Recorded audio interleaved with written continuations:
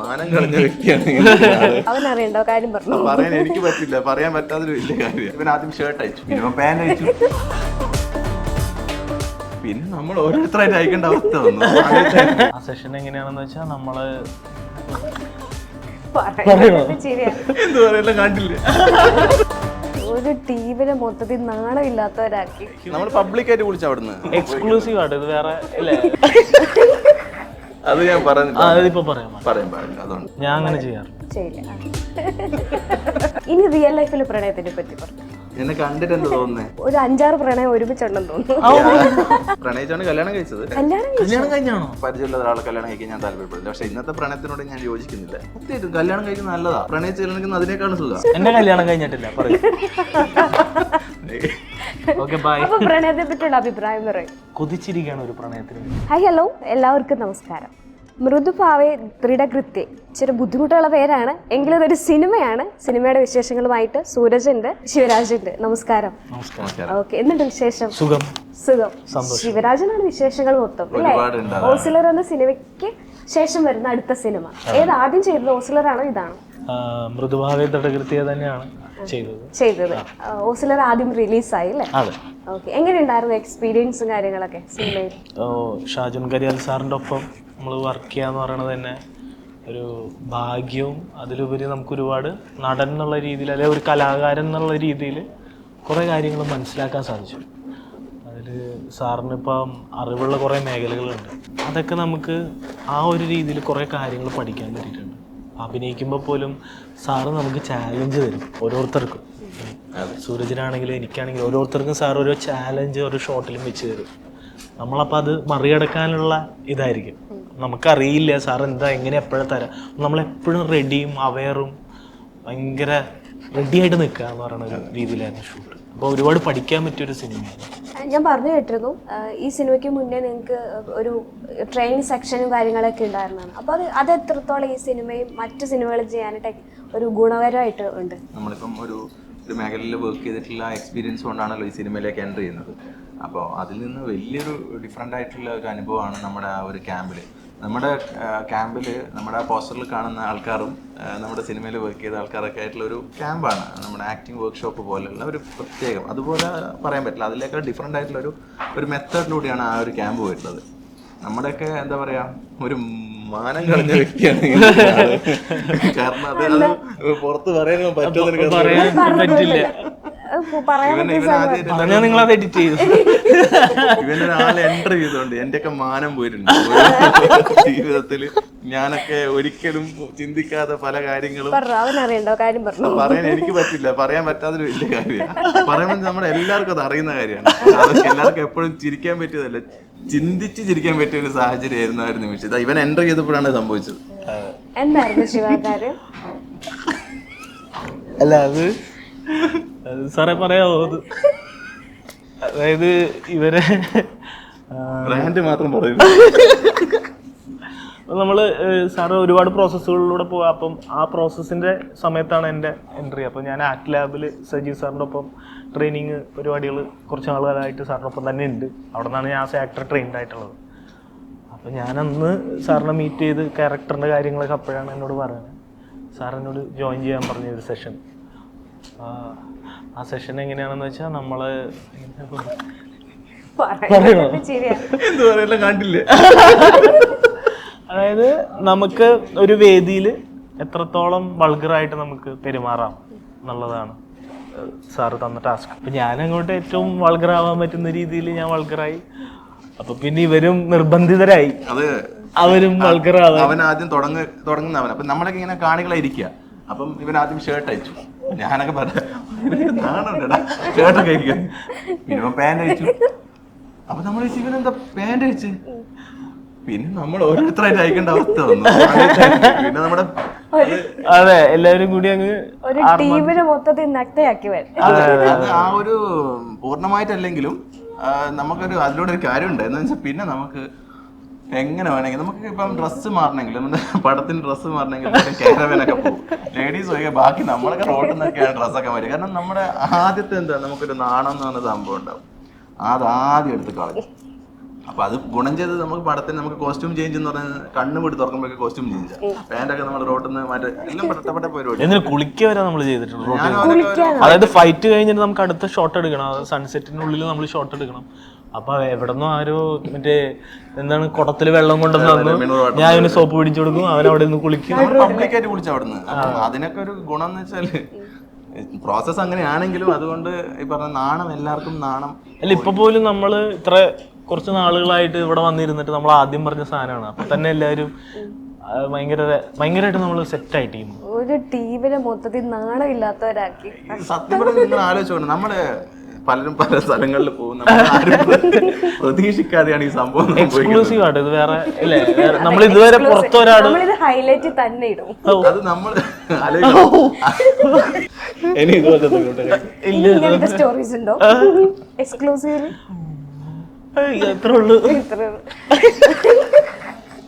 അത് ഞാൻ പറഞ്ഞില്ല. ഇപ്പൊ എന്താ എനിക്ക് മനസ്സിലായിട്ട് സംഭവം കാര്യം മനസ്സിലായി. പറയാൻ പാടില്ല, അതുകൊണ്ടാണ്. അപ്പം സീരിയലിൽ നിന്നാണ് സിനിമയിലേക്ക് വരുന്നത്. ആദ്യം തന്നെ പാടാത്ത പൈങ്കിളി എന്ന് പറഞ്ഞ ഹിറ്റ് സീരിയലിന്റെ ഭാഗമായിരുന്നു. ഇടയ്ക്ക് ഇട്ടിട്ട് പോയി എന്നുള്ളതായിരുന്നു മൊത്തം കമന്റ്. എന്തുകൊണ്ട് ആ പയ്യൻ ഇട്ടിട്ട് പോയി? ഒരു ഇടയ്ക്ക് സോഷ്യൽ മീഡിയ നിന്ന് കത്തിയിരുന്ന ഒരു സാധനമായിരുന്നു. എന്തുകൊണ്ടാണ് സീരിയലിൽ നിന്ന് പിന്മാറിയത്? എന്തുകൊണ്ടാണ്? എല്ലാരും പറഞ്ഞ് സിനിമ കിട്ടിയപ്പോ പോയതാണ്, വന്ന മേഖലയെ മറന്നു എന്നൊക്കെ പറഞ്ഞിട്ടായിരുന്നു കമന്റുകൾ. അതെ. പക്ഷെ സത്യം എനിക്ക് ആ സമയത്ത് ഒരു ചെറിയൊരു പ്രോബ്ലം ഉണ്ടായിരുന്നു. അപ്പം എനിക്ക് അഭിനയിക്കാൻ പറ്റാത്ത അല്ലെങ്കിൽ നിൽക്കാൻ പറ്റാത്ത ഒരു സാഹചര്യമായിരുന്നു. എണീറ്റ് നിൽക്കാൻ പറ്റാത്ത ഒരവസ്ഥയിൽ ചെറിയ ട്രീറ്റ്മെന്റിന്റെ ഭാഗമായിരുന്നു. പിന്നെ ഞാൻ ആ ഒരു 2 മാസമൊക്കെ മാറി നിൽക്കുമ്പം വേറൊരാളെ എൻട്രി ചെയ്തു. പിന്നെ ഞാൻ പോയിട്ട് ആ കുട്ടിയുടെ ജീവൻ നശിപ്പിക്കേണ്ടത് വെച്ചാൽ അപ്പം അന്ന് പയ്യനെ ഒന്ന് സെറ്റായി വരുമ്പോൾ ഞാൻ പിന്നെയും എൻട്രി ചെയ്യുന്നു, അവൻ പിന്നെയും പോകുന്നു. ചിലപ്പോൾ അവൻ്റെ ലൈഫിൽ ചിലപ്പം അവനൊന്ന് ഗ്രോത്ത് ആകുന്ന സമയമായിരിക്കും അത്. ആ സമയത്ത് ഞാൻ പിന്നെ എൻട്രി ചെയ്യേണ്ടെന്ന് വിചാരിച്ചു. പിന്നെ അങ്ങനെ വിട്ടു. 1 വർഷം വേറെ പരിപാടിക്കൊന്നും പോയിട്ടില്ല. കാരണം ആ ചീത്തപ്പേര് വരുമല്ലോ നമുക്ക്. സിനിമയുടെ ആ സമയത്ത് വന്നിട്ടുണ്ട് വിചാരിക്കും എന്താ നമ്മൾ സിനിമയ്ക്ക് വേണ്ടി മാറ്റി വെച്ചു അങ്ങനെ. പക്ഷെ അതിൻ്റെ അടിയിൽ കമൻറ്റ് വന്നതും ഓൺലൈൻ മീഡിയാസിലൊക്കെ വന്നതും മനഃപൂർവ്വം ഇട്ടിട്ട് പോയി, ക്രൂ ആയിട്ട് പ്രശ്നങ്ങൾ ഉണ്ടായി, സ്പേസ് തന്ന ആൾക്കാരെ വഞ്ചിച്ചു എന്നൊക്കെയുള്ളതായിരുന്നു. ഇതിൻ്റെയൊക്കെ സത്യാവസ്ഥ ഹെൽത്ത് ഇഷ്യൂ ആയിരുന്നു എന്നാണ് ഇപ്പം പറയുന്നത്. വഞ്ചിക്കാനൊന്നും ഇല്ലെന്ന്. എന്ത് വഞ്ചിക്കാൻ? ഞാനിപ്പോൾ അതിൻ്റെ പ്രൊഡ്യൂസറെ കണ്ടു, ഡയറക്ടറെ കണ്ടു, എല്ലാ ടീമായിട്ടും നല്ല സ്നേഹത്തിൽ തന്നെ ഇപ്പോഴും ഉള്ളത്. പക്ഷെ ന്യൂസ് അറിയാമല്ലോ, ഒരു ന്യൂസ് സ്പ്രെഡ് ചെയ്യാൻ വേണ്ടി പലതും പറയും. പക്ഷെ എല്ലാം ശരിയാണെന്നില്ലല്ലോ. സത്യം ആ ടീമിന് എല്ലാവർക്കും അറിയാം. ഇന്നും എല്ലാവരും ഒരു നല്ല ബന്ധമുണ്ട്. ഈ സിനിമയുടെ കാര്യങ്ങൾ, നമ്മുടെ ഈ സിനിമയുടെ മൃദുഭാവയുടെ എല്ലാ കാര്യങ്ങളും A to Z എല്ലാം ഞാൻ അപ്ഡേറ്റ് ചെയ്തുകൊണ്ടിരിക്കുക ആ ടീമുമായിട്ട് ഇപ്പോഴും.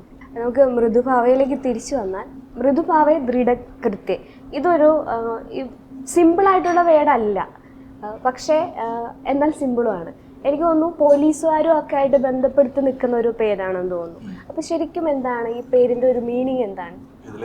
കഴിഞ്ഞ ദിവസം സാർ തന്നെയാണ് ഇത് പറഞ്ഞിട്ടുള്ളത്. കാരണം ഇതിലെ മെയിനായിട്ടുള്ള ഹീറോ, അതായത് ഇതിൻ്റെ ഒരു അയാളുടെ സ്വഭാവം അല്ലെങ്കിൽ അയാൾ ഈ കഥയെ കൊണ്ടുപോകുന്ന രീതി, അയാളുടെ ആറ്റിറ്റ്യൂഡ്, അതിനെ സംബന്ധിച്ച്, കാരണം മൃദുഭാവത്തോടു കൂടി ദൃഢമായി കൃത്യനിർവഹണം നടത്തുന്ന ഒരു വ്യക്തി. നമ്മളെല്ലാ സിനിമകളിലും നമ്മളൊരു ലക്ഷ്യത്തിലെത്തുക, ഫൈറ്റ്, അത്. പക്ഷെ ഇത് ബുദ്ധിപരമായി വളരെ സൗമ്യമായിട്ട് ആ ഒരു ഫൈനലിലെത്തുന്ന ഒരു രീതി, അതിനെ ഒരു സാറ് പറഞ്ഞ രീതി വെച്ചിട്ടുള്ള. ഇതുമായി ബന്ധപ്പെട്ട് കണ്ണൂർ സ്ക്വാഡ് എന്ന് പറഞ്ഞ സിനിമയിൽ ഒരു പാട്ട് പോലും ഉണ്ട്. അപ്പൊ അതിന്റെ എന്തെങ്കിലും റെഫറൻസോ എന്തെങ്കിലും ഒരു ചായ സിനിമയ്ക്ക് ഉണ്ടോ? എല്ലാവരും അത് പറഞ്ഞിട്ട് നമ്മൾക്ക് കമന്റ് വന്നുകൊണ്ടിരിക്കുക, ഇത്രയും പേരിന് ക്ഷാമം വന്നു എന്നൊക്കെ പറഞ്ഞിട്ട്. പക്ഷെ നമ്മൾ ആ പടം ഇറങ്ങുന്നതിന്റെ എത്രയോ മുന്നേ, ഒരു 1 year മുന്നേ നമ്മളിത് അനൗൺസ് ചെയ്തതാണ് ഈ പേര്. പക്ഷെ ആ പാട്ട് വന്നതുകൊണ്ട് ഈ കഠിനമായ ഈ പേര് എന്ന് പറഞ്ഞിട്ട് എല്ലാവരും പറയാൻ, ഇതാ മൃദുഭാവ ദൃഢകൃത്യം ഇവിടെ ഈ ഞരമ്പൊക്കെ എടുത്ത് കാണും. ആ ഒരു സാധനം കൊണ്ട് ഒരു പാട്ട് പാടിയല്ലോ. അപ്പൊ നമുക്കത് വളരെ എല്ലാവർക്കും ഈസി ആയിട്ട് പറയാൻ പറ്റുന്ന തരത്തിലേക്ക് അത് മാറ്റിയത് കണ്ണൂർ സ്ക്വാഡിലൂടെയാണ്. അപ്പൊ അത് ആ പാട്ട് കേൾക്കുമ്പോൾ നമ്മളും BGM ആയിട്ട് നമ്മൾ ഉപയോഗിച്ചിട്ടുണ്ട്, അല്ലേ? നമ്മൾ പലപ്പോഴും നമ്മളെ പോസ്റ്ററിനൊക്കെ ഉപയോഗിച്ചിട്ടുണ്ട്. നമുക്ക് ഗുണം ഉണ്ടായിട്ടുള്ളൂ അതിനെ കൊണ്ട്.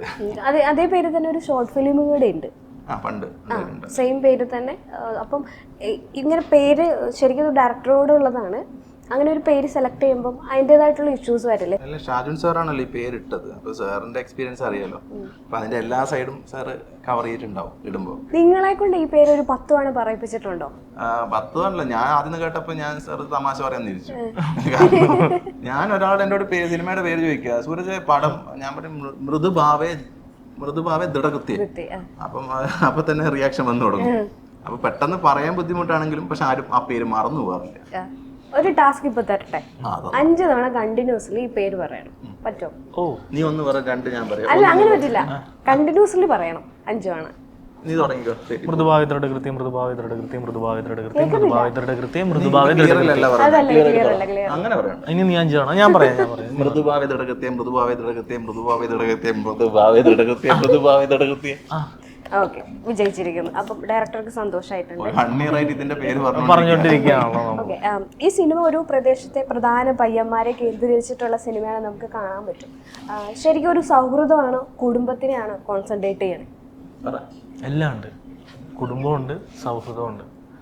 അപ്പോൾ അത് കുറേ എന്താ ഭയങ്കര രസമായിട്ടാണ് ഒരു നാട്ടുമ്പുറവും ആ നാട്ടുമ്പുറത്തെ ഉത്സവവും അവിടുത്തെ എന്താ പറയുക അസ്വാരസ്യങ്ങളും. അതാണ് അർത്ഥം എനിക്ക് അറിഞ്ഞൂടാ. ചുമ്മാ ഒരുപാട് വർഷങ്ങൾക്ക് മുന്നേ നമ്മുടെ ഇനിയും കാണണമെന്ന് ആഗ്രഹിച്ച ഞാനൊക്കെ ഒരുപാട് വർഷം പിറകോട്ട് പോയപ്പോൾ നമ്മുടെ സോങ്സ് ഇറങ്ങിയല്ലോ. ആ സോങ്സ് ഇറങ്ങിയപ്പോൾ പലരും പറഞ്ഞതെന്ന് വെച്ചാൽ ഒരുപാട് കാലമായിട്ട് അവർക്ക് മിസ്സായ കുറേ കാര്യങ്ങൾ. ഒരു ഗ്രാമം എന്ന് പറയുമ്പോൾ ആ ഗ്രാമത്തെ മെയിൻ ആയിട്ടുള്ള എല്ലാ പോർഷൻസും കവർ ചെയ്തിട്ടുണ്ട് അതിൽ. പിന്നെ ലുക്ക്, നമ്മുടെ എല്ലാവരും കോസ്റ്റ്യൂം, ഒരുപാട് ഓവർ മേക്കപ്പ് ഇല്ല, ഓവറായിട്ട് ഒന്നുമില്ല, എല്ലാവരും നാച്ചുറൽ ലുക്കാണ്. കാസ്റ്റിങ്ങിനെ കുറിച്ച് എല്ലാവരും പറഞ്ഞു. നമ്മൾ ഒരാൾ മാത്രം നന്നായ പോരല്ലോ, ആ ഓൾ ടീമും അത് വളരെ നല്ല രീതിയിൽ കൊണ്ടുപോയപ്പോൾ എല്ലാവരും അതിനെ നല്ല ഇത് പറഞ്ഞിട്ട് ഒരുപാട് കമന്റുകൾ വന്നിട്ടുണ്ട്. അത് നമുക്ക് ഇതാണ്. ലുക്കിനെ പറ്റി പറഞ്ഞപ്പോഴാണ് ഈ സിനിമയ്ക്ക് വേണ്ടിയിട്ട് 10 കിലോ വെയിറ്റ് കൂട്ടി. അതിപ്പോ കുറച്ചില്ല എന്നുണ്ടെങ്കിൽ, അതായത് ഫെബിന് മുന്നേ കുറച്ചില്ല എന്നുണ്ടെങ്കിൽ 2 ലക്ഷം രൂപ നഷ്ടപ്പെടും.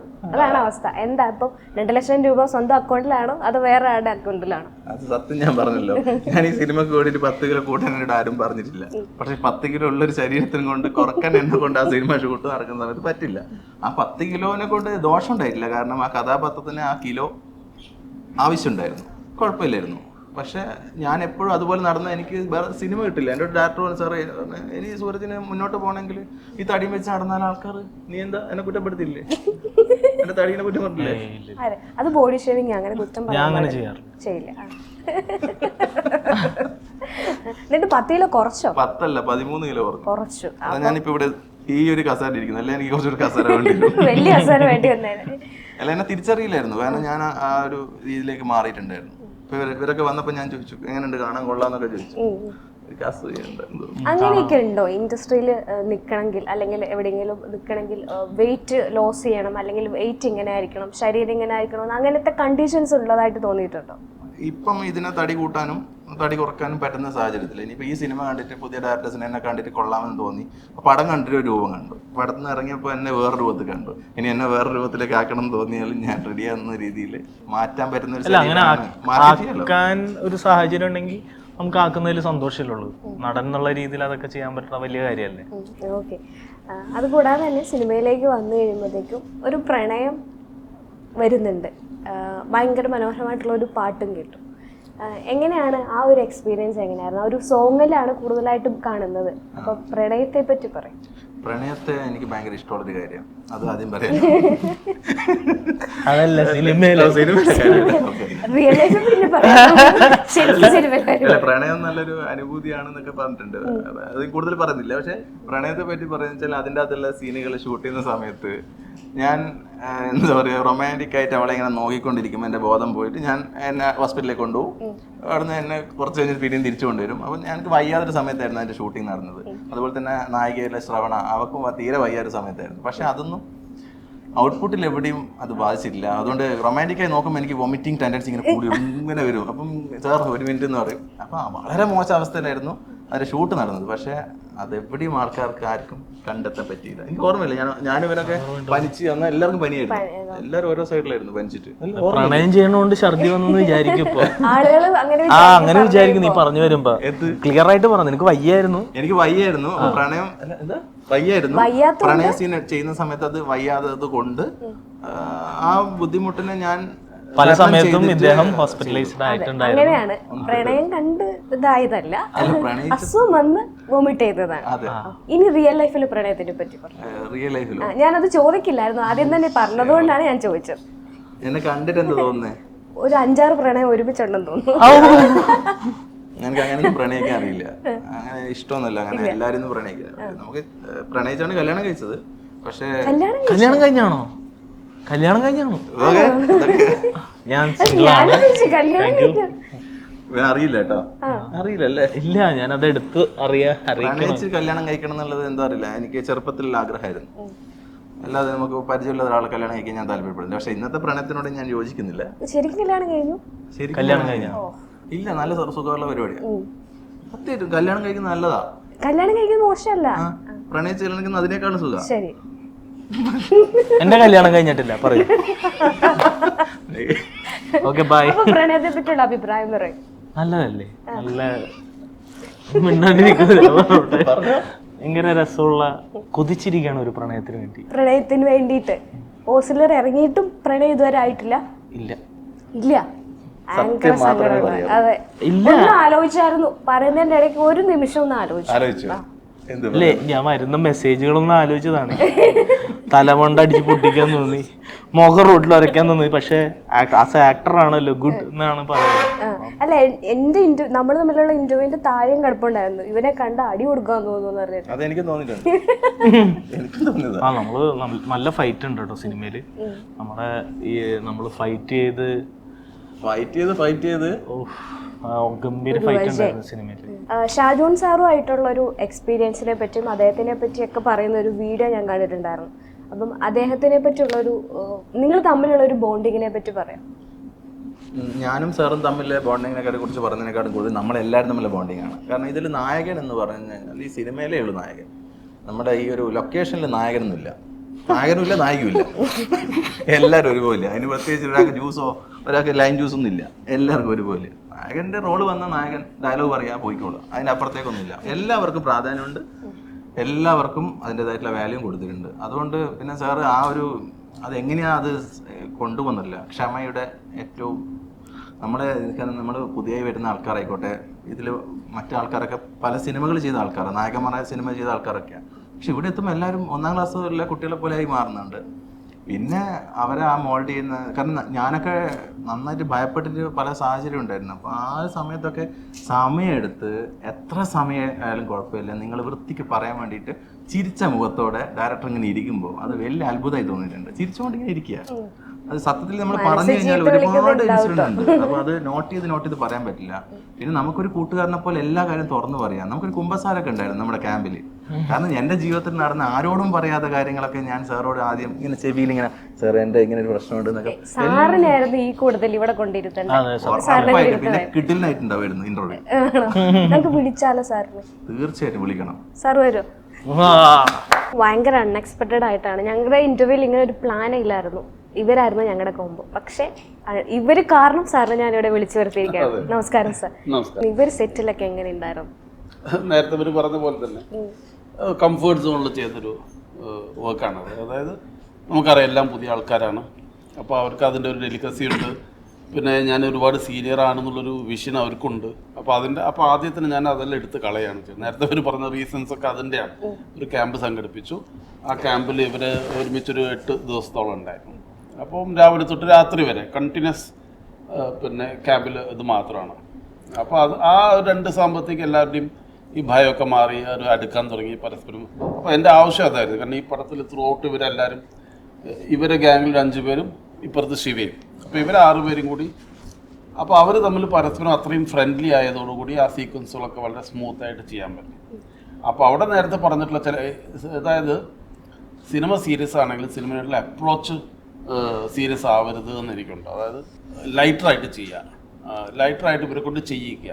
അപ്പോൾ അതിനുള്ളൊരു സാഹചര്യവും അന്തരീക്ഷവും ഒരുക്കി കൊടുത്താൽ മതി നമ്മളെന്നുള്ള വിശ്വസിക്കുന്ന ഒരാളാണ് ഞാൻ.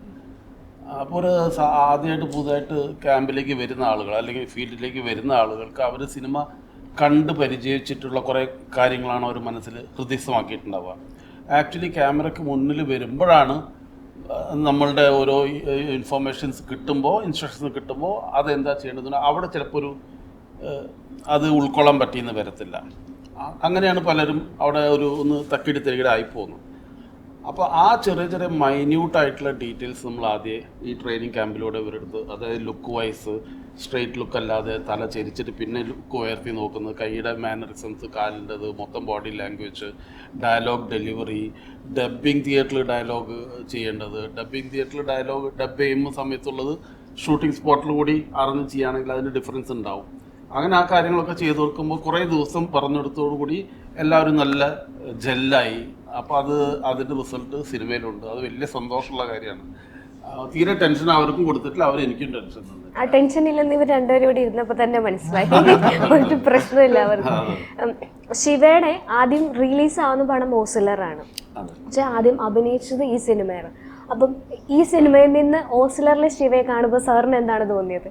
ഞാൻ പ്രതീക്ഷിച്ച റിസൾട്ട് ഞാൻ ശിവയുടെ ഈ സിനിമയിൽ വർക്ക് ചെയ്ത ആളുകളിൽ എല്ലാവരും നല്ല രീതിയിൽ തന്നെയാണ്. ശിവയെ കുറിച്ച് എനിക്ക് കൂടുതൽ എക്സ്പെക്റ്റേഷൻസ് ഉണ്ട്. ഞാൻ ഓപ്പണായിട്ട് ശിവയുടെ അത് പറഞ്ഞിട്ടുണ്ട്.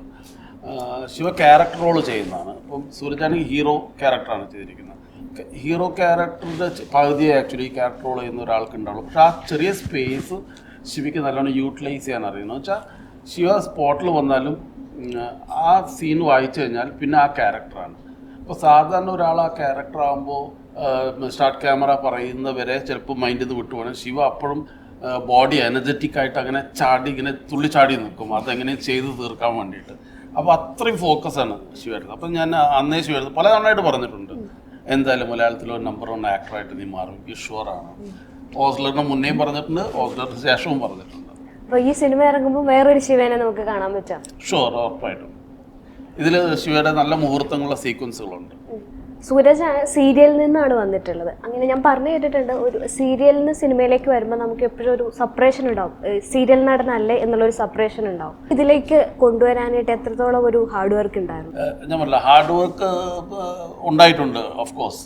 അതെന്താണെന്ന് വെച്ചാൽ സീരിയൽ ചെയ്തുകൊണ്ടല്ല, സിനിമയുടേതായിട്ടുള്ളൊരു ടേൺ അറിയുന്നുണ്ടായിരുന്നില്ല. അപ്പോൾ അത് ഒരു പരിധിവരെ നമ്മളെ ക്യാമ്പിൽ നിന്നത് സൂരജ് വളരെ ഇതായിട്ട് ക്യാപ്ചർ ചെയ്തിട്ടുണ്ട്. പക്ഷേ ലൊക്കേഷനിൽ വരുമ്പോൾ ഒരു ഡയലോഗ് ഡെലിവറി സമയത്ത് സൂരജ് പൊതുവെയൊക്കെ പതിഞ്ഞ താളത്തിൽ, കാരണം ആ ക്യാരക്ടറിൻ്റെ സ്വഭാവം അങ്ങനെ. അപ്പോൾ ഞാൻ ആദ്യം പറഞ്ഞിട്ടുണ്ട്, ആ ക്യാരക്ടർ പതിഞ്ഞ താളത്തിൽ വരണം. പക്ഷേ ഡയലോഗ്സും കൂടി അങ്ങനെ സോഫ്റ്റ് ആകുമ്പോൾ ഫേസിലും എല്ലാം വളരെ സട്ടിലായിപ്പോൾ. അപ്പോൾ സിനിമ എന്ന് പറഞ്ഞാൽ എപ്പോഴും സിനിമ എന്ന് പറഞ്ഞാൽ ഒരു ആക്ടർ എന്ന് പറയുമ്പോൾ അത് ആ ഗ്രാഫ് കയറ്റിറക്കം വേണം പെർഫോമൻസിന്. എല്ലാം ഒരേ മീറ്ററിലായി കഴിഞ്ഞാൽ നമുക്ക് കാണുമ്പോൾ ഓഡിയൻസ് അത് ആ രീതിയിലായിരിക്കില്ല. അപ്പോൾ അയാളുടെ പെർഫോമൻസ് മോശമായി എന്ന് പറയാൻ സാധ്യതയുണ്ട്. നല്ല പെർഫോമറാണ്, പക്ഷേ ഈ ചേഞ്ച് വരണം. ഈ ഗ്രാഫ് പോലെ മേലെ കയറി ഇറങ്ങി ഡയലോഗ് ഡെലിവറിയിലും അത് വേണം. അത് അവിടുന്ന് പറഞ്ഞ് തിരുത്തി കൊടുക്കുമ്പോൾ സൂരജ് അത് പെട്ടെന്ന് ക്യാപ്ചർ ചെയ്ത് അതിലേക്ക് വരുന്നുമുണ്ട്. പക്ഷെ മെല്ലെ മെല്ലെയാണ് സൂരജ് ആദ്യത്തെ 1-2 ദിവസവും കഴിഞ്ഞതിന് ശേഷമാണ് കുറച്ച് ലൗഡറായിട്ട് ബിഹേവ് ചെയ്യാൻ പഠിച്ചത്. സോ വളരെ സോഫ്റ്റ് ആയിട്ടാണ് സൂരജിൻ്റെ ക്യാരക്ടർ പോലെ തന്നെ സോഫ്റ്റ് ആയിട്ടാണ് ക്യാരക്ടറിനോടുള്ള അപ്രോച്ചും. അപ്പോൾ ആ പോർഷനിൽ എനിക്കത് പിന്നെ ഓക്കെ ആയിരുന്നു. കാരണം നമുക്കിത് 3 ഫേസ് ഉണ്ട് സൂരജിന് ഈ പടത്തിൽ. അതാണ് നേരത്തെ പറഞ്ഞ ഡിഫറെൻറ്റ് ടാസ്ക്കായി ക്യാരക്ടർ ആദ്യം കേട്ടപ്പോൾ തോന്നിയതിന് 3 ഫേസ് ഉണ്ട്. ഒന്ന് വളരെ ചെറുപ്പക്കാരനായിട്ടുള്ളൊരു ക്യാരക്ടറുണ്ട്, പിന്നെ വളരെ മെച്ചൂർഡായിട്ടുള്ളതിന് അതിൻ്റെ ഇടയിലുള്ളൊരു പോർഷനുണ്ട്. 3 ഗെറ്റപ്പ് തന്നെയുണ്ട്. അപ്പോൾ ഇപ്പോൾ സിനിമയിൽ കാണുമ്പോൾ നമുക്ക് വേർതിരിച്ചറിയാം 3 ഡയമെൻഷനും 3 രീതിയിൽ തന്നെ സൂരജിന് പെർഫോം ചെയ്യാൻ പറ്റിയിട്ടുണ്ട്. അതൊരു വലിയ സന്തോഷമാണ്. സാറിൻ്റെ ഒരു എക്സ്പീരിയൻസ് വെച്ചിട്ട് ഇപ്പോൾ പല നടിമാരെയൊക്കെ ഹാൻഡിൽ ചെയ്തിട്ടൊരു എക്സ്പീരിയൻസ് ഉണ്ട്. അപ്പോൾ ഒരു സീരിയൽ നടന് സിനിമയിലേക്ക് വരാൻ പാടില്ല, അല്ലെങ്കിൽ ഒരു സിനിമ നടന് സീരിയലിലേക്ക് വരാൻ പാടില്ല, അങ്ങനെയൊക്കെ ഉണ്ടോ ഇൻഡസ്ട്രിയിൽ? അങ്ങനെയൊക്കെ ഉണ്ടോ? അങ്ങനെ ഉണ്ടോയെന്ന് വെച്ചാൽ ഒരു പരിധി വരെ ഉണ്ടെന്നാണ് ഞാൻ വിശ്വസിക്കുന്നത്. അതായത് അത് ഈ ആക്ടിങ് രീതികളിൽ വ്യത്യാസമുണ്ട്. അതായത് സീരിയൽ ചെയ്യുമ്പോൾ അവർക്ക് അതിനകത്ത് ഒരു എപ്പിസോഡ് ചെയ്യാൻ ഇത്ര സമയം ഉണ്ടാവത്തുള്ളൂ. അത് ചിലപ്പോൾ ഒരു ഹാഫ് ഡേയിലോ അല്ലെങ്കിൽ 2 ദിവസം കൊണ്ട് 3 എപ്പിസോഡ് ചെയ്യേണ്ട അവസ്ഥയുണ്ട്. അപ്പോൾ അവരുടെ പരിമിതികളുണ്ട്. അവർക്ക് കിട്ടുന്ന ഫണ്ടിൻ്റെ പരിമിതി, ആ ഫണ്ടിനുള്ള അത്രയും തീർത്തിട്ടില്ലെങ്കിൽ അത് വർക്കൗട്ടില്ല. അപ്പോൾ ഒരുപാട് ഒരു ആർട്ടിസ്റ്റിനെ ഫോക്കസ് ചെയ്തുകൊണ്ട് റിപ്പീറ്റ് ചെയ്ത് ടേക്സും മൂവ്മെൻറ്റ്സും കാര്യങ്ങളൊക്കെ വെച്ച് അതിനൊന്ന് പൊലിപ്പിക്കാനുള്ള രീതി പലപ്പോഴും അവിടെ സാധ്യമല്ല. അവർ വിചാരിക്കുന്നത് അവർക്ക് അറിയാത്തത് കൊണ്ടൊന്നല്ല, അതിനുള്ള സ്പേസ് അവിടെ കിട്ടത്തില്ല. പക്ഷേ സിനിമയിൽ നമുക്ക് അതിന് വേണ്ടി നമ്മൾ എത്ര ടേക്ക് വേണമെങ്കിലും എടുക്കും, 10-50 ടേക്ക് വേണമെങ്കിൽ നമ്മൾ എടുക്കും. കാരണം അത് ബെറ്ററായി വരും. നമുക്ക് അതിനുള്ള സ്പേസ് ഉണ്ട്, അതിനുള്ള ഫണ്ടുണ്ട്, അതിനുള്ള നമ്പർ ഓഫ് ഡേയ്സ്, അതൊക്കെ കാൽക്കുലേറ്റ് ചെയ്തിട്ടാണ് നമ്മൾ പ്ലാൻ ചെയ്യുന്നത്. അതിൻ്റെ ഒരു വ്യത്യാസമുണ്ട്. അപ്പോൾ സിനിമയിൽ സീരിയലിൽ ചെയ്യുമ്പോൾ ഗ്ലിസറിൻ ഇട്ട് കരഞ്ഞാൽ 1 more take 1-2 take ഒരു 10 ടേക്കാണെന്ന് വെച്ചോളൂ. 10 ടേക്കിനും ഒരേപോലെ തന്നെയാണ്. പക്ഷേ സിനിമയിലാകുമ്പോൾ ആദ്യകാലങ്ങളിൽ നിന്ന് വരുന്ന ആർട്ടിസ്റ്റുകൾ നോക്കുമ്പോൾ ഫിലിം റൺ ചെയ്തുകൊണ്ടിരിക്കും. ആ ഫിലിം ഒരു ടേക്കിന് ഓടുന്ന ഫിലിമിന് ചിലവുണ്ട്, മറ്റേത് ഓടുന്നതിന് ചിലവില്ല, സമയം മാത്രമേ വ്യത്യാസം വരുന്നുള്ളൂ. ഇവിടെ ലക്ഷക്കണക്കിന് രൂപ മാറി കിട്ടും. അപ്പോൾ ആ പരിചയിച്ച് വന്നിട്ടുള്ള പഴയ ആർട്ടിസ്റ്റുകൾക്കൊക്കെ അതുകൊണ്ടാണ് ഒരുപാട് വ്യത്യാസം പിന്നെ സമയമെടുത്ത് ക്യാരക്ടർ ചെയ്യാൻ പറ്റുന്നത്. ഞാൻ ഇവരോട് പറഞ്ഞു കൊടുക്കാറുണ്ട്, ഫസ്റ്റ് ടേക്കിലല്ല പെർഫോമൻസിന് റിസൾട്ട് വരേണ്ടത്. നമുക്കത് കുറച്ചുകൂടി ബെറ്റർ ആക്കാൻ ആർട്ടിസ്റ്റിന് തന്നെ ഇനിഷ്യേറ്റീവ് എടുക്കാം. എനിക്ക് കുറച്ചുകൂടി ബെറ്റർ ആയിട്ട് ചെയ്യണം എന്ന് പറഞ്ഞാൽ അടുത്ത ടേക്കിൽ അവർ കുറച്ചുകൂടി ബെറ്റർ ആയിട്ട് ചെയ്യാനുള്ള സ്പേസ് ഉണ്ട്. പക്ഷെ അവിടെ അത് വളരെ റെയറായിട്ടേ കിട്ടത്തുള്ളൂ. കിട്ടുമായിരിക്കാം, പക്ഷെ റെയറായിട്ടിരിക്കും. അങ്ങനെ ഒരു ഡിഫറൻസ് ഉണ്ട്. അപ്പോൾ ഒറ്റ പാറ്റേണിൽ ചെയ്ത് ശീലിച്ചു പോയ സീരിയൽ ആർട്ടിസ്റ്റുകൾ പെട്ടെന്ന് സിനിമയിലേക്ക് വരുമ്പോൾ അതിൻ്റെ വ്യത്യാസമുണ്ട്. ഇവിടുന്ന് ആ ടൈം എടുത്തില്ല, അവർ അതേ പാറ്റേണിൽ തന്നെ ഇവിടെ ചെയ്തു പോകും. പക്ഷേ കുറച്ച് ദിവസം കൊണ്ട് അവർക്ക് മാനേജ് ചെയ്യാവുന്നതേ ഉള്ളൂ. സൂരജിന് പല തവണയും ഈ സിനിമയിൽ നിന്ന് മാറേണ്ടതായിട്ട് വന്നിട്ടുണ്ടെന്ന് പറഞ്ഞ് ഞാൻ കേട്ടിട്ടുണ്ട്. പക്ഷേ എന്നിട്ടും നിങ്ങളത് വെയിറ്റ് ചെയ്ത് സൂരജിനെ തന്നെ കോൺസെൻട്രേറ്റ് ചെയ്ത് നിൽക്കുമായിരുന്നു. അപ്പം എന്തുകൊണ്ട് സൂരജ് വേറൊരു ചോയ്സ് എന്നുള്ളത് ഇല്ലാതെ വന്നത് എന്തുകൊണ്ടാണ്? ഞാൻ നേരത്തെ പറഞ്ഞ ഈ ക്യാരക്ടറിന് 3 ഡയമെൻഷനുണ്ട്. 3 ഡയമെൻഷനും കൂടി അത് 3 പ്രായമാണ്, 3 കാലഘട്ടമാണ്. ആ 3 കാലഘട്ടത്തിൻ്റെ കോസ്റ്റ്യൂം ഇട്ടാലും പക്വതയുള്ളതും ഫീൽ ചെയ്യണം, ഈ പിന്നെ യൂത്തിൻ്റെ പ്രസരിപ്പും ഫീൽ ചെയ്യണം, അതിനിടയിലുള്ള മെച്ചൂരിറ്റി ഫീൽ ചെയ്യണം. ആ 3 കൂടി ഉള്ള ഒരാളായിരുന്നു എനിക്ക് ആവശ്യം. അപ്പോൾ എസ്റ്റാബ്ലിഷ്ഡ് ആയിട്ടുള്ള ഒരാൾ കൊണ്ട് അത് ചെയ്യിച്ചാൽ അതിന് വലിയ പുതുമയൊന്നുമില്ല. ഇവരൊക്കെ അങ്ങനത്തെ ഒരുപാട് ക്യാരക്ടേഴ്സ് ചെയ്ത് കാണും. പുതിയ ഒരാൾ അത് ചെയ്യുമ്പോൾ അയാൾക്ക് കൂടുതൽ അപ്രിസിയേഷൻ കിട്ടാനും സിനിമയ്ക്ക് തന്നെ പിന്നെ എക്സ്പെക്റ്റേഷൻ ഇല്ലാതെ കാണാനും പറ്റും. അങ്ങനെ ഒരാളെയായിരുന്നു എനിക്ക് വേണ്ടത്. ആക്ച്വലി സൂരജിനെ നമ്മൾ പ്രൊഡ്യൂസർ തന്നെയാണ് സജസ്റ്റ് ചെയ്തത്. അപ്പോൾ സജസ്റ്റ് ചെയ്ത് ഞാൻ ആദ്യത്തിനെ കണ്ടപ്പോൾ എനിക്ക് ഓക്കെ, കാഴ്ചയ്ക്ക് എനിക്ക് ഓക്കെ ആയി, പക്കായിരുന്നു. പിന്നെ സൂരജ് നേരിട്ട് വിളിച്ചു, പിന്നെ ഈ പറഞ്ഞ പോലെ ചെയ്യിച്ചു നോക്കി. അപ്പോൾ സൂരജിന് ആദ്യം ആ 3 ഡയമെൻഷൻ കൂടി ചെയ്യാൻ പറ്റും, ആ വേരിയേഷൻ വേണം എന്നൊരു ഡൗട്ട് ഉണ്ടായിരുന്നു. അപ്പം ഞാൻ പിന്നെ ഈ പറഞ്ഞ നേരത്തെ ഒരു അധ്യാപകൻ്റെ റോൾ അവിടെ എടുത്തിട്ട് സൂരജിനെ ഒന്ന് ബ്രെയിൻ വാഷ് ചെയ്തു. സത്യം പറഞ്ഞാൽ ബ്രെയിൻ വാഷ് ചെയ്തു. അതൊരു മണിക്കൂറോളം സമയം അതിനു വേണ്ടി ചെലവഴിച്ചിട്ടുണ്ട്. കുംഭസാരം പിന്നെ ഞങ്ങൾ ക്യാമ്പിലാണ്, ക്യാമ്പിലാണ്. അപ്പോൾ ആ പറഞ്ഞോടുകൂടി സൂരജിന് ധൈര്യം വന്നു. സൂരജ് കോൺഫിഡൻറ്റോടുകൂടിയാണ് അവിടുന്ന് പോയത്. അങ്ങനെയാണ് ഫിക്സ് ചെയ്തത്. അപ്പം അടുത്ത മാസം സിനിമ തിയേറ്ററിലേക്ക് വരികയാണ്. എല്ലാവർക്കും എല്ലാവിധ ആശംസകളും. Thank you.